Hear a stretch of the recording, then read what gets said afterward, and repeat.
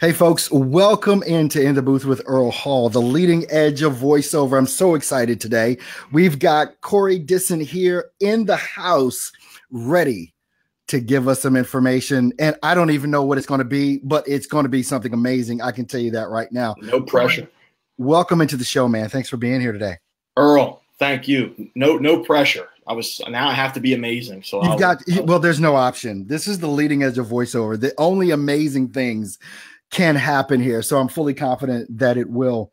Corey, give us a little bit of background on how you've come to the point where you are right now, because you do a lot of different things. I'm captivated literally by the most motivational pieces you're doing right now. You just started on YouTube, on Instagram, and they kind of give me a lift. It's almost like watching you. I'm scared not to do what you've got to say. And if you mission accomplished, that's great. No, I mean, I've been in the voiceover and the production space since the early 90s. Okay. I've had the luxury to have been able to be Paul Turner's manager for a decade. Okay. Paul Turner was most famously known to be the voice of the Howard Stern Show for many years. Yes. National promo voice represented by Atlas Talent, cream of the crop when it comes to big, deep announcer voices. And I was his manager for 10 years, and he and I are great friends. And that kind of graduated into running this production company, which changed ownership. Paul used to own a production company called Paul Turner Productions, and I was his right-hand man. And then he sold it in 2003. And I've been with the company the entire time, going on 26 years. And, we create basically local commercials in Pick a Market USA. And we have a ton of, whether it's an automotive dealer, whether it's a furniture store, a casino, an entertainment event, a concert, we do hundreds and hundreds and hundreds of those every month. And all along, even predating my professional career, I've always been a coach. I've always been a supervisor at whatever job I've held. Okay. I was the captain of my high school baseball team. I mean, dating way back. And I've always been a very direct speaker. I guess I got a pretty big mouth. Thanks, Mom, for those genes. I never really gave it a name, or they said that it's branding now. They call it branding. Right. And I've always been outspoken. I've always been the oldest brother, the shop steward, and all the things that I'm communicating now on a website or on a social media page or on an iPhone video, all those ideas, all the things I'm trying to impress, I've always done. It just never had a nice package around it. Well, I can understand the reason for your success as well. I mean, being bald and having a goatee, it's like a prerequisite. Oh, yeah. Come on. That's all part of it. I mean, let's be frank. If I let my hair grow, I would be the reincarnation of Juan Epstein. So I have to keep the head shaved for that. So there's not enough room in the frame here in the footage for my real hair.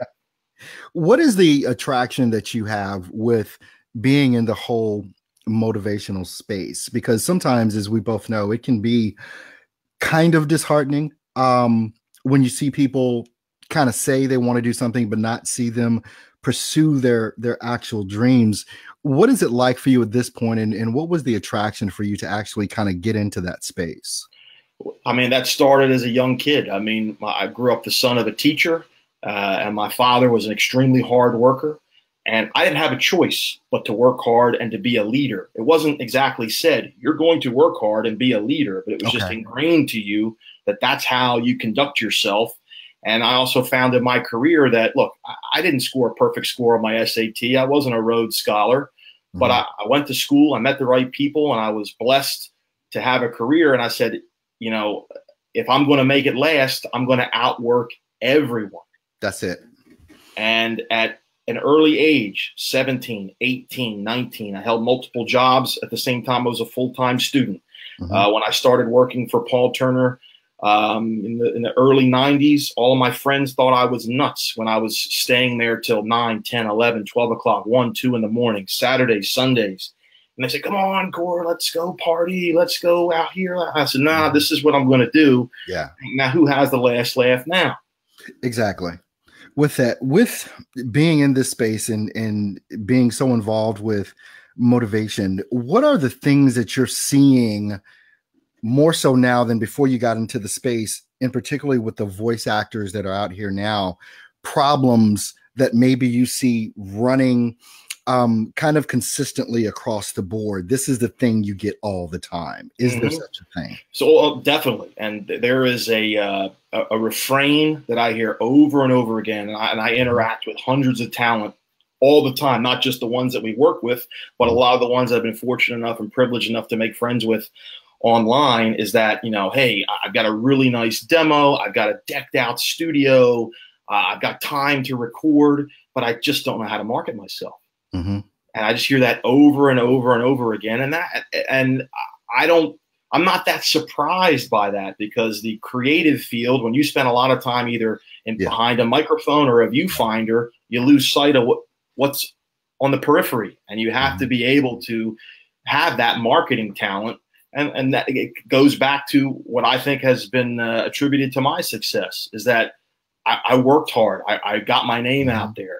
I literally, to build Propulsion Media Labs up and Paul Turner Productions, I used a phone book and a phone with a cord, and dialed for dollars and made friends and just hustled.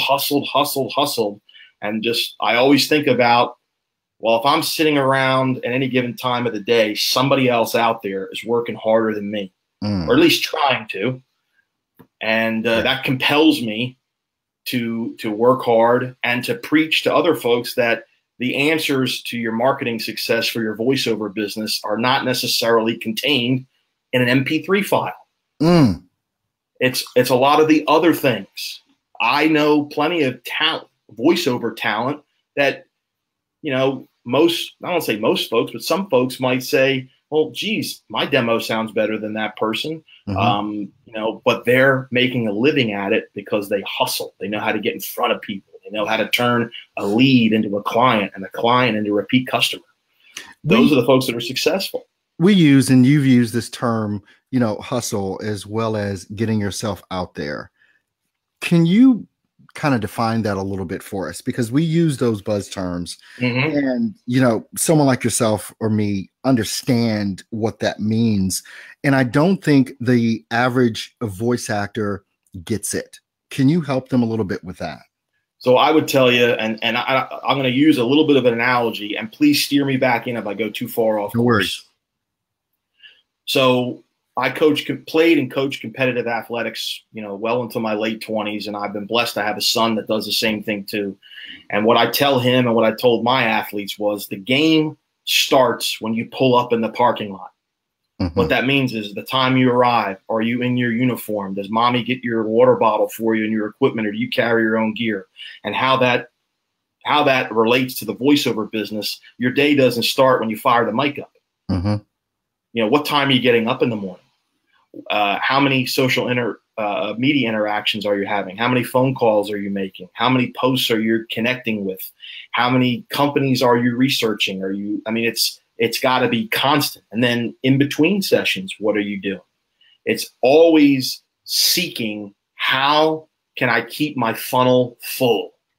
And there's a million different ways to do that. And it can be intimidating for some. I think, Corey, a part of this comes down to, obviously we have the sites out there like voices.com, Voices123, Fiverr, Bulldoggo, Upwork.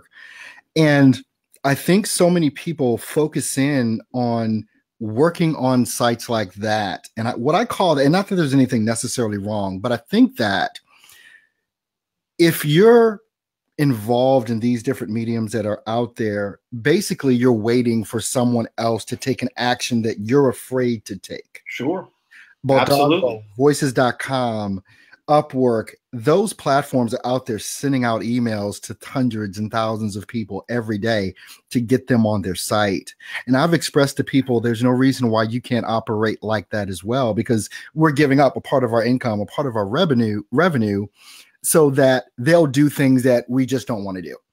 How do you see that? Well, I'll give a very simple analogy, and forgive me, I keep using analogies to communicate my point. But the pay-to-play websites, or even the ones that aren't pay-to-play, that if you submit your demo to and you're waiting for a gig, That is like fishing. You put your bait in the water and you hope the fish bites. What I do and what I impress upon the people that work for me, employees, and what I do for my own outreach is I'm a hunter. You've got to hunt. You've got to get out in the woods. You got to go to where the big game is and seek them out and figure out their habits and figure out their lifestyle and get in front of them. And if you hunt actively, you will eventually get some quote unquote kills. I mean, I don't want to get too graphic with the description, but my point, it's fishing versus hunting. There's nothing wrong with fishing. I love fishing. It's very relaxing. But if you want to make it and if you want to hustle, you've got to be active. You got to get in the scrum, right? You got to get in there and bump some shoulders and get dirty a little bit, get in the mud. Can we go a little bit deeper on that point? Absolutely. If you could, for instance, let's say you're a voice actor and you're in the commercial genre and you're trying to get work in that genre, what do you think that should look like from the perspective of a voice actor that wants to get work from GM, Pepsi-Cola, whatever is for, Nike, whatever the commercial that you want to do? What does that look like for you that you would advise a voice actor to be doing? What I would first say is you got to crawl before you walk. I mean, Ford or GM or Starbucks or these big major brands have these behemoth advertising agencies that spend millions of dollars putting together their ad campaigns. Chances are they are not seeking out the services of a blue-collar ham and egg voiceover talent. And there's nothing wrong with being blue-collar and ham and egg. I identify with that. That's me. I'm good with that. Gotcha. But the working voice talent, they're not necessarily seeking them out. Their first phone call is to a big agency, Atlas Talent, Jason Marks, for example.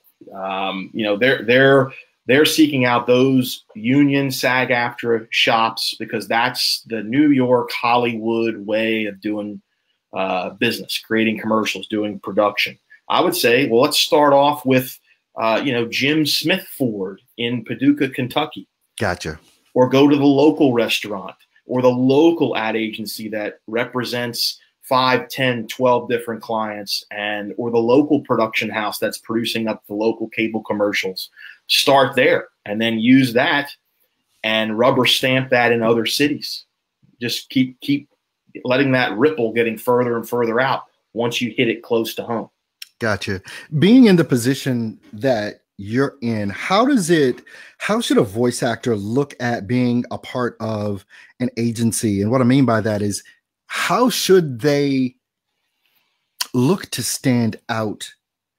Because in an agency, they've got 100 to 500 different actors, and 50 of them may sound just like you, maybe. Yep. How do you suggest that a voice actor literally get noticed above the fray? Well, I mean, the biggest point to make is, and this happens to do with not just voiceover marketing, but marketing in general and advertising. You have to understand what your unique selling position is. What do you think that you do that nobody else does? Or what do you think you do better than most? And that could be, I have a deep movie trailer type voice, or I am the family friendly puppies and babies voice. I don't know. I mean, or it could be, I have 1 hour turnaround time. There's some niche, there's some aspect of your business that you have to decide on what makes you unique, so that when you present yourself, you need to be the unicorn in the room. You need to stick out. I can tell you from, as an example, Propulsion Media Labs, we produce up several hundred commercials a month, and there are hundreds of other production companies out there that do really good work. They're stuck. I would venture to say that there's many of them that do better work than we do. It's not saying I love our producers and the work that we do, but sure. We purposely don't say that when we're out selling our service or promoting our service that we do really good work. We talk about our service and our people and our response time. That's what gets people's attention. And people, in our experience, people have latched on to that. As a voiceover talent, you really have to do a lot of self-examination to say, what do I do? Yeah, it's a very crowded landscape out there. Absolutely. But what do I do that makes me stick out compared to everyone else? When you're talking to people, especially from the encouragement and motivational standpoint, what is kind of is there a thing that you see as the thing that's overarching that folks need to do if they're going to be successful? Absolutely. It's a very simple answer, believe it or not. It's a complex question with a simple answer. Get out of your own way. Wow. Go deeper in that. Well, everyone is, I like to say, and I just did a video about this this weekend, it's make progress or make excuses. It's the same reason why people don't stick to a diet. It's the same reason why people don't continue their physical fitness, or maybe, they have one too many beers on a Saturday. It's easy. It's easy to create an excuse to justify why you're not doing a certain action or routine. It's hard. It's difficult to do something new, to get out of your comfort zone. But if you get out of your own way and you're open-minded, and sometimes it takes a coach or a loved one or a teacher or a mentor to say, hey, shake you, and go, hey, let's go. Go in a different direction. Try something new. Do you personally have people that you look to that kind of hold you accountable for doing what you say you're going to do? Absolutely. Yeah, there are some folks that it's not so much anymore where I'm constantly checking in with them. It might be periodic, a lunch here, a phone call there, or I might get a text or a LinkedIn message. I like what you're doing, or what are you doing, Core? It could be something like that. But there are a few people that I'm very loyal to that gave me my start in this business, that I respect their opinions. And they knew me when I was a wet behind the ears kid, when the hair on my chin was still black. And I had hair up here too. Yeah, right. I'm compelled to listen, because if they didn't open those doors for me, I wouldn't be in the unique position that I am to pay it forward to somebody else. And I think that's key. Always looking to pay it forward and looking to do something in some way, shape, or form to serve the human race, for lack of a better term. Do you have any things that you do on a consistent basis daily that are the things that drive you? Do you have a practice that as soon as I get out of bed, this is what I do? And the reason I ask that question is because I find it helpful for me to have certain types of practices that I always engage in, and don't make excuses for not. How does that work for you? Well, there are a few different techniques that I use all the time. Number one is I get up early. Yes. I'm an early riser. I'm up usually around 5 a.m. If I sleep late, maybe that's 5:30. That's on the weekend as well. It doesn't have to be a work day for me to get up early. Number two is I'm a list maker. Okay. I have lists for lists. And that could be small, insignificant things like go get dog food today, or get the oil changed in the truck, or make, it could be more significant things like send 10 LinkedIn messages today, or make my sales calls for today. But and I preach about this too, if you can keep a list going and you start seeing that you're crossing things out, it creates a process and a routine and a culture of accomplishment. And that way, no matter how good or bad your day goes, you always know you accomplish something every day. Yeah. So I'm a huge proponent of making lists, and I often try to, as best as I can, I try to work ahead as much as I can. I use downtime, whatever that is. Right, exactly. When everyone else is sleeping, or I use that to prepare for the next day. So if I figure or could be prepare for the next week or the next month, that way when that day comes up, it just goes on autopilot because I've been prepared. I have my notes. I prepared materials, whatever that is. And I don't have to worry about, oh, geez, am I ready for this meeting? Am I ready to type this article or to record this video or to make this sales presentation? I've already done it. I've done it a week in advance, 2 weeks in advance. So I try to stay prepared all the time. is or I'm going to ask the question this way. Do you find that the secret of you being successful comes not only from these rituals that we're talking about, but that you have a firm understanding of the sales and marketing process above and beyond your talent? Well, I mean, what I would tell you is I'm not afraid to be the bull in the china closet. Yeah. I'm just not afraid. And that sometimes you're going to knock over a pretty nice vase. Mm-hmm. It happens. You're going to break stuff. You're going to piss people off. You're going to annoy folks. But, what I tell my sales team, what I tell prospective voice talent or working voice talent that ask, I say, I'm having a hard time marketing. Am I following up enough? How often do I follow up? I'd say if there's 100 leads out there, I would rather have one client and 99 enemies than 100 friends. Wow. Because often in the sales game, you're worried about pleasing everyone. That's it.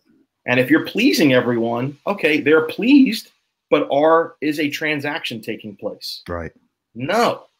And I'm very upfront, outward, outspoken about that. Some folks may not like my approach. And that's fine. I've been shot down a million times. I have been called on the carpet plenty of times. Mm-hmm. But there's a balance there. When I land a new client, when I create a new relationship, mm-hmm. it makes up for, being told, go away. Exactly. And a lot of folks are afraid to take that risk. Right. And so many times it's not about what I've discovered, and obviously what you've discovered as well. So many people look at the 99 that say no and they get discouraged, as opposed to looking at the one that said yeah, because that's going to help you eat for this month, or whatever. So if you know that it takes 99 phone calls or 100 phone calls to get a yes, maybe that means you need to make 100 calls a day, or maybe that means you need to send out 100 links a day or something along that nature. But those particular actions are just what I've found that people are afraid to do, and they'd rather complain about not getting work as opposed to getting the work. Well, they fear that 99. And what, for everyone listening or paying attention, what you have to understand is when you get through that first 100, there's another 100 waiting. Just go to the next one. They think, oh my God, 99 people hate me. 99 people aren't going to buy from me. So what? Move on. Go get the next round. Right. It's like, I haven't gotten any work for, 2 months now. Did you call every car dealership? Did you call every radio station? Did you call it's like you have not exhausted your possibilities. No way. There is no place that you have exhausted everything that you can do. People just want it to fall in their lap. No, I think that's a big problem. Go get it. That's my thing. My little saying is go get it. That's what it boils down to. It's not going to be handed to you. You got to go get it. You might trip over and fall over an account here and there if you're lucky. Yeah. But the reality is you have to go get it. Go get that client. Go get that lead. Go make that network connection. Go after it and you'll get it. So some people react to persistence positively. Hey, that guy's persistent. I don't even know if his work's that good, but I like that he's passionate. Yeah. And I want that energy around me. And you're staying top of mind. You're staying top of mind. Yeah, you have to. And that all, it all dovetails into everything we're talking about getting up early, doing your routine, writing things down, making your social media connections, your phone calls, etc. It's an everyday thing. Absolutely. Well, man, Corey, I appreciate you being here on the show with us today. You have definitely given some amazing insight to how it is that you're able to accomplish the things that you're accomplishing right now. As far as your motivational type stuff goes and the things that you're doing, where would you suggest people go to find more about the stuff that you're doing and the information that you're giving? Well, I appreciate the plug, Earl. That's awesome. Thank you a million times over. If you're interested in learning more about me and getting connected with me and networked with me, CoreyDissin.com, CoreyDissin.com. From there, that'll be a portal to all of my social media properties, etc., the ones that you like the most. That the easiest way is just to go to CoreyDissin.com. Okay, and the name is right there on the screen, Corey Dissin, spelled correctly. Yes, and said correctly too. Thank you. Right? And said correctly.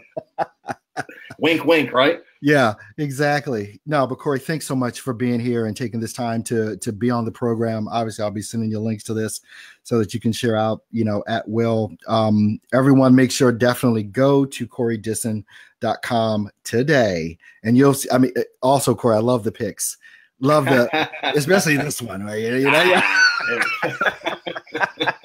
Just having some fun with the photographer that are on the page. But thanks so much for being here, guys. You have an awesome and amazing day today, and we'll be back here with you tomorrow for more of In the Booth with Earl Hall, the leading edge of voiceover. You guys have an amazing Monday. See you tomorrow.